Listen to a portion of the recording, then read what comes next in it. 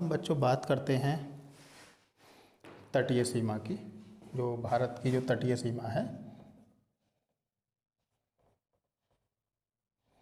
तटीय सीमा की बात करते हैं बच्चों। तटीय सीमा देखिए किस प्रकार है। तट किसे कहते हैं?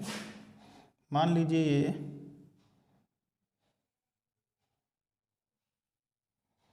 ठीक है बच्चों, यहाँ भारत की तटीय सीमा, तट यानी कि यहाँ समुद्र है बच्चों, यहाँ भी समुद्र है और यहाँ भी समुद्र है, यानी तीन ओर जो पानी से घिरा है, पानी का किनारा जिस स्थान पे होगा उसे तट कहते हैं। और इधर बंगाल की खाड़ी, पूरब में, पश्चिम में अरब सागर और दक्षिण में हिंद महासागर। तो बच्चों हम बात करते हैं जो तटीय सीमा की। तो तटीय सीमा का विस्तार कितना है? तो यहाँ गुजरात से लेके बच्चों पश्चिम बंगाल तक कुल इस प्रकार जो तटीय सीमा है ये मुख्य भूमि की कहलाई जाएगी। तो मुख्य भूमि की जो तटीय सीमा है बच्चों, मुख्य भूमि की तटीय सीमा 6100 किलोमीटर है। और बात करते हैं संपूर्ण भारत की, संपूर्ण भारत की तटीय सीमा या द्वीपों सहित, द्वीपों सहित या संपूर्ण भारत की बात करेंगे तो बात करेंगे 75,516.6 किलोमीटर जो है वह तटीय सीमा बैठेगी। ये द्वीपों को मिला लेंगे। द्वीप यहाँ पे लक्षद्वीप है बच्चों, और इधर अंडमान निकोबार द्वीप समूह जो कि कई सारे द्वीपों में बटा हुआ है। ठीक है, अब ऐसे ही आगे चलते हैं बच्चों। पूरे भारत की जब बात करेंगे, जब पूरे भारत की मुख्य भूमि की बात की जाए बच्चों, तो हमने आपको स्थल की सीमा बताई थी पिछले वीडियो में। हम छोटे छोटे पार्ट्स में वीडियो बना रहे हैं और आप उन पार्ट्स को भी देखते रहिएगा तो सारा कुछ अच्छे से आपको समझ में आएगा। तो भारत की जो मुख्य भूमि की जो स्थलीय सीमा है वह बच्चों 15,200 किलोमीटर है। और मुख्य भूमि की जो तटीय सीमा है बच्चों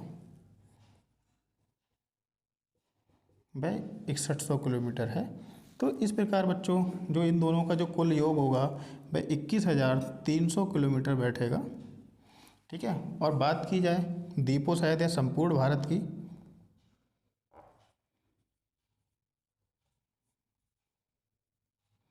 संपूर्ण भारत की बात करेंगे बच्चों तो यहाँ पे जो स्थल की सीमा है 15,200 तो ये निकाल लेंगे बच्चों, इसको ले लिया। और प्लस इसके साथ करेंगे जो 7516 द्वीपों सहित है 7516.6 किलोमीटर, तो बच्चों ये बैठेगी जाके 22,716.6 किलोमीटर संपूर्ण भारत की जो तटीय सीमा है। यानी कि बाहर जो इस तरीके से बाहर जो संपूर्ण सीमा है, अरुणाचल प्रदेश यहाँ नीचे त्रिपुरा, मिजोरम, अरुणाचल प्रदेश से होते हुए इधर बच्चे जम्मू कश्मीर लद्दाख तक, ये सीधे राजस्थान पंजाब होते हुए ये सीधे गुजरात में यहाँ मिलेगी। तो इस तरीके से बच्चों जो पूरी सीमा रहेगी वो 22,716 किलोमीटर आपके आएगी। ठीक है, क्वेश्चन आपको यहाँ से भी आ सकता है। मुख्य भूमि की सीमा चाहे कोई सा लेवल हो, आपका छोटा लेवल हो या बड़ा लेवल, ठीक है, क्वेश्चन कहीं से भी बन सकता है। अगर उसने एग्जामिनर ने मुख्य भूमि की जो सीमा है उसके बारे में पूछा तो आप बच्चों बताओगे 6100 किलोमीटर। ठीक है, वहीं अगर द्वीपों सहित बात करते हैं तो 7516 किलोमीटर, या अगर उन्होंने संपूर्ण भारत की बात की तब 7516, वो भी तटीय सीमा की बात की तो। ठीक है,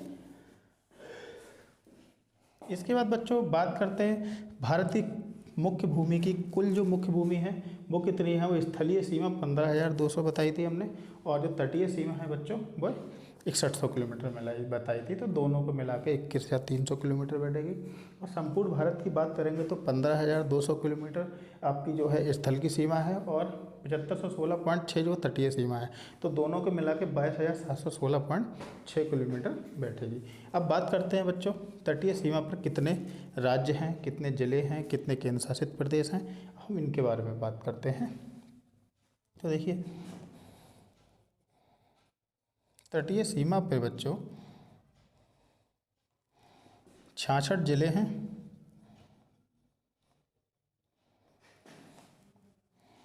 फिर तटीय सीमा पर बच्चों 66 जिले हैं,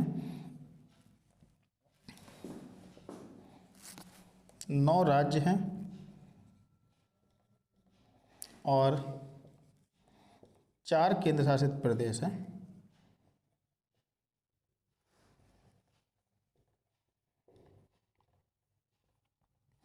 क्वेश्चन आपसे पूछ सकता है बच्चों, भारत की तटीय सीमा पर कितने जिले हैं? वन लाइनर में आप याद करना चाहेंगे तो वन लाइनर के, लेकिन आप भूल सकते हैं वन लाइनर में। अभी हम आपको सारा अच्छे से मैप के द्वारा समझा देंगे। तटीय सीमा पर 66 जिले हैं। राज्य जो हैं तटीय राज्य 9 हैं भारत के, और भारत के 4 केंद्र शासित प्रदेश हैं जो तटीय सीमा पर स्थित हैं। उन सब के बारे में बताते हैं बच्चों। अब देखते हैं तटीय राज्य कौन कौन से हैं। तो सबसे पहले देख लेते हैं बच्चों, बात करते हैं पश्चिम से। सबसे पहला राज्य जो है बच्चों गुजरात। उसके बाद बच्चों नीचे दक्षिण में चले जाइए, यहाँ से महाराष्ट्र।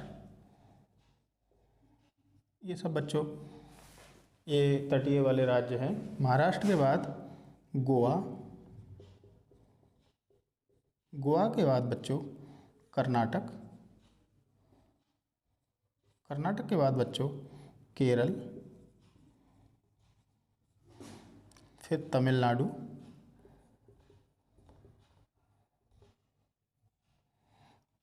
आंध्र प्रदेश,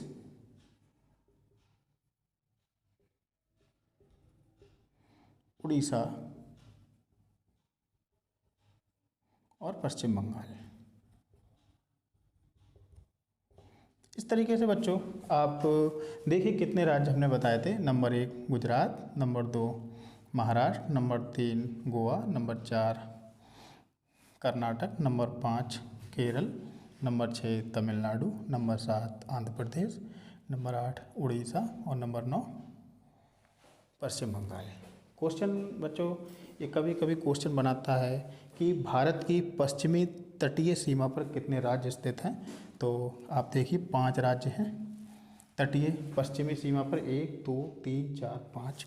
भारत की पूर्वी तटीय सीमा पर कितने राज्य स्थित हैं? तो पश्चिम बंगाल, उड़ीसा, आंध्र प्रदेश और तमिलनाडु। 4 पूर्वी तटीय सीमा पर हैं और 5 पश्चिमी तटीय सीमा पर हैं। ठीक है, इसी प्रकार बच्चों आगे बात करते हैं। अब बात करते हैं बच्चों केंद्र शासित प्रदेश की। कितने केंद्र शासित प्रदेश जो हैं भारत की तटीय सीमा पे हैं। तो सबसे पहले यहाँ बच्चों दमन और दीव, दमन दीव और दादरा नगर हवेली अब तो एक हो चुकी है। तो अब आगे बच्चों फिर लक्षद्वीप,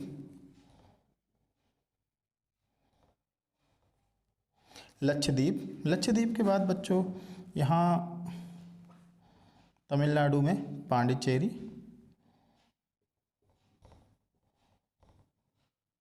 इसके बाद बच्चों यहाँ इधर दक्षिणी हिमालय में और बंगाल की खाड़ी में भी कह सकते हैं, दक्षिणी हिमालय का ये भाग है। हमने पीछे आपको बता चुके हैं हम इसको। और ये पड़ता है बच्चों अंडमान निकोबार द्वीप समूह।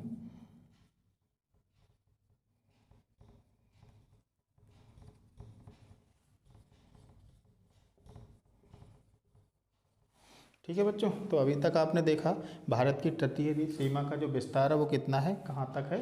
तटीय सीमा के बाद आपने देखा बच्चों भारत की कुल पूरे भारत की जो सीमा है वो कितनी है। उसके बाद बच्चों भारत की तटीय सीमा पर कितने जिले स्थित हैं, भारत की तटीय सीमा पर कितने राज्य स्थित हैं, तटीय सीमा पर कितने केंद्र शासित प्रदेश हैं।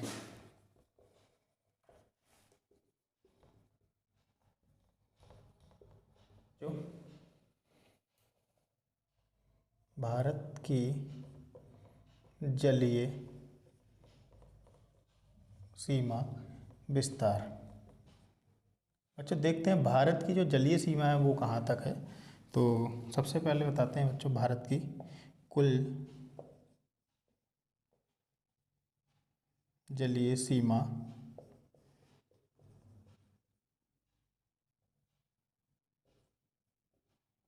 200 समुद्री मील तक है। भारत की जो कुल जलीय सीमा है वो 200 समुद्री मील तक है। जैसे देखो बच्चों यहाँ पे मान के चलिए ये भारत है। कौन सा भारत है? ये प्रायद्वीपीय भारत है। तो यहाँ पे अब गुजरात से या महाराष्ट्र, गोवा, कर्नाटक, केरल, ये सभी हमने अभी आपको बताए थे कि ये तट के किनारे हैं। तो यहाँ सब समुद्र है, तट पे हैं ये, और ये सब समुद्र है यहाँ पे। तो जो समुद्र है बच्चों, समुद्र कितनी दूरी तक भारत का कितनी दूरी तक कब्जा है, कितनी दूरी तक भारत के क्षेत्र पड़ता है, तो जो पड़ता है बच्चों ये है कुल मिला के ये यहाँ से 200 नॉटिकल मील तक। कितना? 200 या तो नॉटिकल मील या समुद्री मील।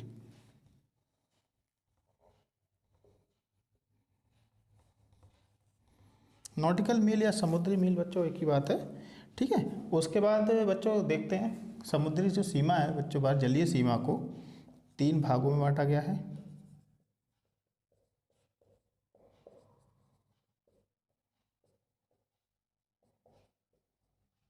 जलीय सीमा को 3 भागों में बांटा गया है।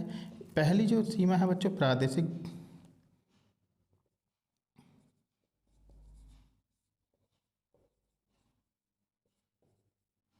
प्रादेशिक जलीय सीमा।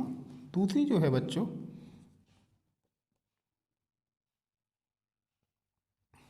संलग्न क्षेत्र। तीसरी है बच्चों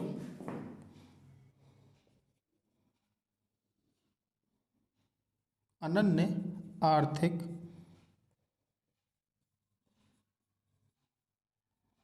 क्षेत्र। तीसरी बच्चों ये देख लो, पहली प्रादेशिक जलीय सीमा, दूसरी संलग्न क्षेत्र, तीसरी है अनन्य आर्थिक क्षेत्र। तो बच्चों यहाँ सबसे तीसरी जो सीमा है अनन्य आर्थिक क्षेत्र वो ये है बच्चों 200 नॉटिकल मील तक। उसके बाद बच्चों प्रादेशिक जलीय सीमा का विस्तार कहाँ से लिया गया, किस प्रकार लिया गया है। जैसा कि आप देख रहे हैं भारत की जो सीधी रेखा तो नहीं है भारत की, ठीक है, इस प्रकार है, कहीं पे बाहर निकली तो कहीं पे अंदर को, इस तरीके से कुल कुछ बच्चों इस तरीके से है बच्चों भारत की जो आगे पीछे, ठीक है। तो इन्होंने क्या किया, एक आधार रेखा ले ली बिल्कुल बीच से जो मैंने पहले बनाया था इस प्रकार बच्चों एक आधार रेखा ले ली, और उस आधार को इन्होंने, उस रेखा को एक भारत का जो आधार माना, ठीक है, और उस आधार रेखा से इन्होंने 12 नॉटिकल मील तक एक क्षेत्र था, कौन सा, प्रादेशिक जलीय सीमा का जो क्षेत्र है वो बच्चों 12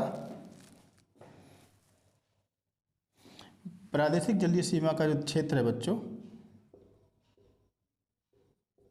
प्रादेशिक क्षेत्र 12 नॉटिकल मील तक है, 12 समुद्री मील। यहाँ तक बच्चों भारत का पूरा अधिकार है, यहाँ पे फुल अपने पूरा अधिकार क्षेत्रों का, यानी कि इसमें पूरे जो है वो भारत के अंडर में आता है। उसके बाद बच्चों दूसरा, अब आपको बता दें समुद्री मील कितना होता है। एक समुद्री मील बराबर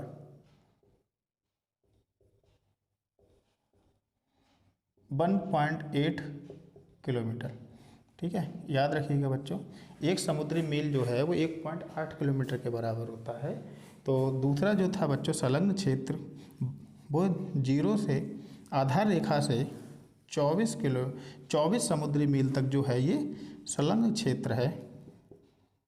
ये बच्चों ये कौन सा क्षेत्र है, संलग्न क्षेत्र है।